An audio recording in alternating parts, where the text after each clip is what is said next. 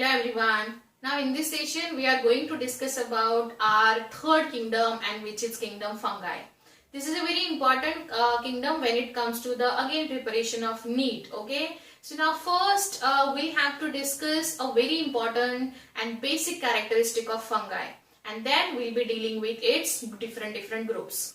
Now here we'll discuss a very basic characteristic of fungi, and these basic characters make you understand fungi very well. Okay, so first is like they are achlorophyllous. उनमें chlorophyll नहीं होता है because they are the heterotrophic, and because of they don't have a chlorophyll, they are heterotrophic in nature. At the same time they are heterotrophic. spore होते हैं इनमें, spore bearing organism है, non vascular है, उसमें ऐसा conduction के लिए कोई assembly नहीं है, and eukaryotic है, right? फिर उसके बाद their cell wall is made up of chitin and it is also called as fungal cellulose. ठीक है.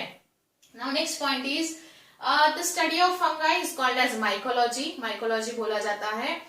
And next is like यहाँ अगर देखोगे तो mode of nutrition उनका absorptive होता है, parasitic है, saprophytic भी है. ठीक है. saprophyte parasitic का meaning हम already पढ़ चुके हैं. Next is their body is like elongated slender thread जैसा होता है. अगर एक थ्रेड होगा, अगर मैं आपको एग्जाम्पल बता देती हूँ, if it is like in the form of only one thread तो वो होगा hypha. If there are number of hyphas, अगर नंबर ऑफ हो जाते हैं, लाइक फॉर एग्जाम्पल यहाँ एक है, यहाँ एक है, यहाँ एक है, like this, so the group of hypha would be called as a mycelium. ये अकेला जब फंगाई रहेगा इसको हम क्या बोलेंगे, ये हाइफा होगा. और जब वो ग्रुप में रहेगा, ठीक है, ये ग्रुप है ना 3 मार्कर्स का, तो इसको हम माइसीलियम बोलेंगे. So the group of fungi is called as mycelium and when it is in present singly called as hypha. भूलो मत, बहुत इंपॉर्टेंट टर्म है. उसके बाद hypha can be septate and aseptate और नॉन सेप्टेड. अभी सेप्टेड का डायग्राम मैं आपको ड्रॉ करके दिखा देती हूँ. सेप्टेड मीन्स लाइक सपोज ये अगर थ्रेड है तो सेप्टेड में ऐसे बीच में कंपार्टमेंट्स रहेंगे, लाइक दिस, ऐसे कंपार्टमेंट्स रहेंगे एंड ये कंपार्टमेंट्स के अंदर फिर न्यूक्लियस रहेगा. ठीक है. So because of this compartment this is called as septate. Septa मतलब it's a kind of a notch, notch रहेगा. But when it comes to the aseptate और नॉन सेप्टेड, इसके बीच में नॉच नहीं रहता है, it will be a plain, plain रहेगा ये. सो अगर मैं इसका डायग्राम ड्रॉ करूं तो ये डायरेक्टली ऐसा ही प्लेन रहता है और इसके ये न्यूक्लियस है. ठीक है. सो साइटोप्लाज्म भी ड्रॉ कर लेते हैं. ओके, तो ये ऐसा नॉच रहेगा बीच में. So now some hypha are continuous tube filled with multinucleated cytoplasm. Continuous tube रहेगा ना वो, this is called as coenocytic hypha. See, ये इसका ही कंडीशन दिया हुआ है. लाइक अगर मैं इसमें साइटोप्लाज्म ड्रॉ करूं अभी like this, so this would be a cytoplasm, right? Cytoplasm है, but the cytoplasm is filled in a tube in a continuous manner, and इसमें बहुत सारे न्यूक्लियाई है जो कि सेपरेट नहीं किए गए हैं सेप्टा से. Looking like a, you can say multi nucleated structure, और मल्टी न्यूक्लिएटेड स्ट्रक्चर है and this structure is called as coenocytic hypha. Coenocytic hypha उसको बोला जाएगा. सो ये कैरेक्टर्स हैं. Now will discuss in terms of their spores. Spores मतलब asexual reproduction कैसे होता है, सेक्सुअल रिप्रोडक्शन कैसे होता है, right? Now here will discuss the reproduction point in terms of fungi. Now when it comes to the reproduction, it reproduces by means of asexual, sexual and vegetative means. तीनों तरीके से ये खुद को reproduce करता है. वेजिटेटिव से ये फ्रैगमेंटेशन, फिशन एंड बडिंग करेगा. ये हमने बेसिक कोर्स में ऑलरेडी पढ़ा हुआ है. से असेक्सुअल रिप्रोडक्शन में ये 2 चीजें याद रखनी है, बहुत इंपॉर्टेंट है एग्जाम पॉइंट ऑफ व्यू से. कौन से स्पोर्स उसके असेक्सुअल में कंसिडर किए जाते हैं, कौन से सेक्सुअल में कंसिडर किए जाते हैं. So you have to remember the spores in terms of sexual and asexual reproduction. When it comes to the asexual reproduction, then it would be a conidia, sporangiophoros and zoospores. Always remember, this is a very important point underlined in your NCERT. Sexual reproduction, oospore, ascospores and basidiospore. Now इसको रट के रखिए. Now we'll discuss the diagram of each one of them. हम इसका diagram भी अभी discuss करेंगे. Okay. Now here we'll discuss the spores in fungi, and these spores are responsible for the sexual and asexual reproduction. Okay. Now as we have seen just now, the spores which are responsible for the asexual reproduction, these are these 3: zoospores, sporangiospores and conidia. and the spores which are responsible for the sexual reproduction, these are ascospores and basidiospores. Now you have to remember these spores very clearly because इनमें NEET में questions पूछे जाते हैं. Okay. Now here we have to understand their typical structure, and on the basis of their structure you will be able to understand how these structures are looking, what is their dispersal mechanism, and if they have a flagella so that they can be able to swim. If they are not having a flagella, then what is the mechanism? The mechanism is helpful for the dispersal of spores, right? Here I have already mentioned all the spores. All have to draw these diagrams very neatly and clearly in your notebook because these are the diagrams. These diagrams didn't mention in the NCERT, but for the neat point of view and for understanding point of view, these diagrams are very essential for you all. Okay. Sporangiospores, जैसे मैंने अभी आपको बताया, they are responsible for the asexual reproduction. And see, this is the structure which has a sporangiospores. ठीक है? So ये जो है, now here you can see this red one. This is called as sporangium. ये sporangium है और उसके अंदर spores होते हैं. Generally बच्चे थोड़े confuse हो जाते हैं. Like here also you can see this is the ascus. ये बाहर का red है वो ascus. जैसे यहाँ पे देखो ये जो red वाला है this is basidium. So there should be one appendage or one structure which is holding the spore. तो दोनों में confusion create मत करिए. Hold करने वाला जो structure होता है उसका अलग नाम है और उसपे spores present रहेंगे. They are called as spores respective to them. Okay. So यहाँ देखिए this is a sporangium. ये sporangium है उसके अंदर these are the minute spores. ये sporangiospores है. राइट अभी आपको यहाँ उसमें फ्लैजेला दिखाई दे रहा है क्या? नहीं. सो ये हम इसको नॉन मोटाइल बोल सकते हैं. सो दे आर नॉन फ्लैजिलेटेड. ये नॉन फ्लैजिलेटेड है. नॉन मोटाइल मतलब they will not move by themselves only. ठीक है. Develop inside the sporangium. Now remember this thing. ये जो स्पोरेंजियम है इसके अंदर ही डेवलप हुआ है. इजी पॉइंट है. दूसरा usually dispose by air current. Air current से डिस्पोज होते हैं. इसीलिए देखो बहुत सारे यहाँ मैंने स्पोर्स ड्रॉ किए हैं. जब भी एयर करंट से स्पोर्स का डिस्पर्सल मैकेनिज्म होता है तो it should be like in the ample amount of spores होने चाहिए. ऐसा नहीं है ना कि विंड आया या एयर करंट आया और थोड़े ही स्पोर्स होंगे तो वो इधर उधर शेड हुए and if they are not getting their favourable condition तो वो प्लांट तो क्या है वही वो डिस्ट्रॉय हो सकता है या उसका जो स्पीसीज है वो वहां खत्म हो सकता है. इसलिए always remember when there has to be air current. Air current से अगर स्पोर्स को पास करना है या फिर उसको डिस्पर्स करवाना है तो ऑलवेज रिमेम्बर स्पोर्स का नंबर ज्यादा होना चाहिए. सो इसीलिए अगर आप कंपेयर करोगे तो सबसे ज्यादा स्पोर मैंने यहाँ ड्रॉ किए हैं. So usually disperse by air current and therefore they are produced in a large number. ये हम sexual reproduction organism में भी पढ़ेंगे. Now examples are mucor and rhizopus. Remember it. अच्छे से लिख के रखिए नोटबुक में. This is a sporangium and it has a number of spores. Sporangiospores responsible for the asexual reproduction. Now next is zoospores. यहाँ आपको कुछ दिखाई दे रहे हैं.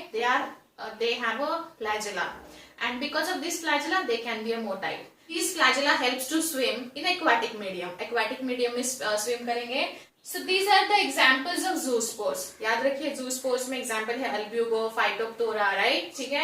So यहाँ आपको दिखाई दे रहा है this is the body and which has a spores in it. और जब ये spores disperse होते हैं, so ये develop spores है, right? These are the in developing condition. So ये develop है, so जब develop हो जाते हैं for dispersal, they will have their flagella 1 or 2 in number. So they are the examples. Remember it. Okay. Next, conidia. Conidia generally hypha पे grow होता है. Hypha हमने अभी पढ़ा. हाइफा मतलब इज अ सिंगल फ्रैगमेंट और single filament of fungi. So this is the hypha. यहां तक हाइफा है ये. This is the hypha. So it's a non motile. Again आपको यहाँ फ्लैजेला नहीं दिखाई दे रहा है. So this is completely non motile and this is non motile but the spores are develop at the tip of Haifa. जैसे अगर suppose मान लीजिए this is the you can से अगर ये पूरा कोनिडिया है लाइक यहाँ कोनिडियोफोर है. If this is the Haifa, ये हाइफा है तो इसके टिप पे क्या डेवलप होगा? कोनिडिया. सो ये जो है कोनिडिया डेवलप होता है at the tip of hypha. So develop at the tip of hypha. Example penicillium and aspergillus. Aspergillus and penicillium they are the example of this. Now remember this. यहाँ से नीचे वाला part है which is कोनिडियोफोर्स. यहाँ से this is कोनिडियोफोर्स. ये conidiophore है, मतलब it's a hyphae only, and hyphae is responsible for holding a conidia on top of that. Okay, so conidia दिया है यहाँ ऊपर, conidia they are the spores. ये कोनिडिया जो है इनमें अंदर स्पोर्स रहेंगे, conidiospores. Okay, so in a way these three are the responsible for the asexual reproduction. मैं बार बार बोल रही हूँ बिकॉज इस पे क्वेश्चंस बहुत बार पूछे जा चुके हैं. Now next would be the spores responsible for the sexual reproduction. Sexual reproduction जब हम उनके classes भी classify करेंगे तब भी आपको समझ में आएगा. The first is ascospore, very important. Ascospore. Count करिए कितने हैं ये? 1, 2, 3, 4, 5, 6, 7, 8. हमेशा आपको 8 ही ड्रॉ करने हैं. There should be 8 in number. Okay?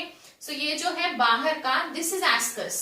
ये ascus है, ठीक है, बाहर का ascus है जैसा मैंने आपको अभी बताया.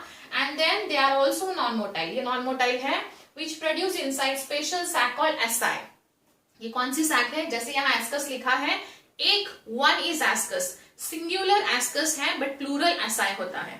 So asci, as ascus often contains 8 ascospores. आपको याद रखना है asci में 1 ascus is equal to 8 ascospores. 8 numbers ही होने चाहिए. वो क्यों होने चाहिए वो भी लिख के दिया है मैंने, because meiosis is accompanied by 1 mitosis. meiosis mitosis आपका कवर हो जाएगा, बस अभी उसको हाईलाइट करके रखिए बिकॉज ये डिफिकल्ट लेवल का क्वेश्चन आपको एग्जाम में बन सकता है.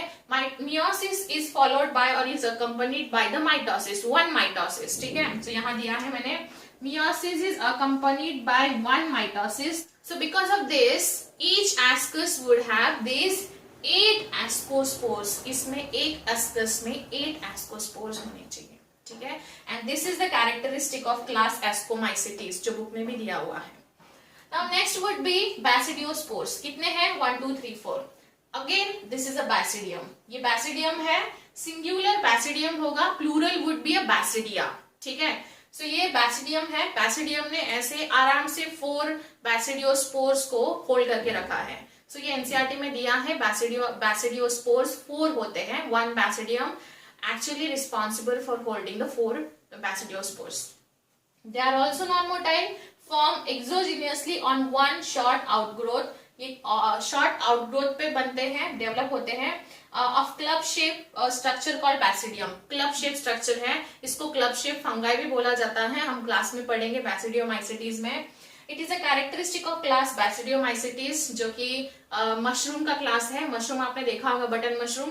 तो बटन मशरूम भी जैसे थोड़ा सा क्लब जैसा होता है, राइट. सो आपको हर एक का डायग्राम बहुत अच्छे से ड्रॉ करना है. अगर एग्जांपल्स ऑफ एस्कोस्पोर्स अगर देखोगे तो न्यूरोस्पोरा है, ये हम पढ़ने ही वाले हैं डिटेल में क्लास एस्कोमाइसेटीज में. और बैसिडियोस्पोर्स और बैसिडियोमाइसेटीज के एग्जांपल है, यू कैन सी पक्सिनिया नोस्टिलागो. सो देखा जाए तो आपको ये सारे डायग्राम्स बहुत अच्छे से आपके नोटबुक में ड्रॉ करके विद देयर स्पेशल कैरेक्टरिस्टिक जो मैंने यहाँ मेंशन किए हैं लिखना है. At the same time you should also remember the examples of each one of them. ठीक है, सो एग्जाम्पल्स भी याद रखिए, पूरा सब कुछ अच्छे से लिखिए. ठीक है, एनसीईआरटी से लाइन टू लाइन रीड करिए. एंड नाउ इसके बाद ये स्पोर्स डिस्कस करने के बाद will see how actual fertilisation और reproductive mechanism would takes place in the fungi. Now will discuss how the sexual reproduction occurs in fungi. ठीक है, it would be with the help of 3 steps. पहली stage है जो है plasmogamy, जिसको बोला जाता है plasmogamy. So the first stage is plasmogamy. Okay, plasmogamy मतलब प्लाज्मोगैमी क्या हो सकता है? प्रोटोप्लाज्म हो सकता है या साइटोप्लाज्म हो सकता है. So आपको यहाँ याद रखना है प्रोटोप्लाज्म और साइटोप्लाज्म. So गैमी मतलब क्या? गैमी मतलब यूनाइट होना. उसको ऐसा बोल सकते हैं क्या? Fusion of protoplasm between 2 motile और नॉन मोटाइल गैमेट बोल सकते हैं ना हम इसको. So लिखिए fusion of protoplasm between 2 motile और नॉन मोटाइल गैमेट बोल सकते हैं हम इसको. यस, प्रोटोप्लाज्म मतलब वही तो है ना प्लाज्मोगैमी, यूनियन ऑफ प्रोटोप्लाज्म और साइटोप्लाज्म. अभी दूसरा है कैरियोगैमी. दूसरा है karyogamy. Karyogamy means fusion of 2 nuclei. Karyon means nucleus, right? So यहाँ होगा it's a fusion of 2 nuclei दो न्यूक्लियस के बीच में फ्यूजन होगा। The third stage is meiosis in zygote results in haploid spores. याद रखिए अभी मियोसिस होता है और meiosis in zygote result into the haploid spores. ठीक है, सो ये आपका क्लियर होगा जब हम सेल डिवीजन पढ़ेंगे। जनरली जाइगोट के बाद माइटोसिस होना चाहिए, बट यहाँ मियोसिस हो रहा है। Meiosis is called as reduction division, mitosis is called as equational division. अभी बिल्कुल भी टेंशन मत लीजिए, बस तीसरा स्टेज लिख के उसको स्टार करके रखिए। आपका बहुत ही जल्द सेल डिवीजन होगा, तब आपको माइटोसिस मियोसिस का डिफरेंस पता चलेगा। So now here these are the 3 stages. On the basis of these 3 stages, sexual reproduction would takes place in the fungi. In a way, हमने पूरा fungi का एक basic structure और basic characteristic का एक सेशन कंडक्ट कर लिया। अभी नेक्स्ट क्लास में हम पढ़ेंगे there are 4 different classes of fungi. In next class, classification of fungi. Okay? So इसको अच्छे से नोटबुक में लिख के रखिए, अच्छे से नोट्स बनाइए। If any doubt, you can let me know. See you in next session. Thank you.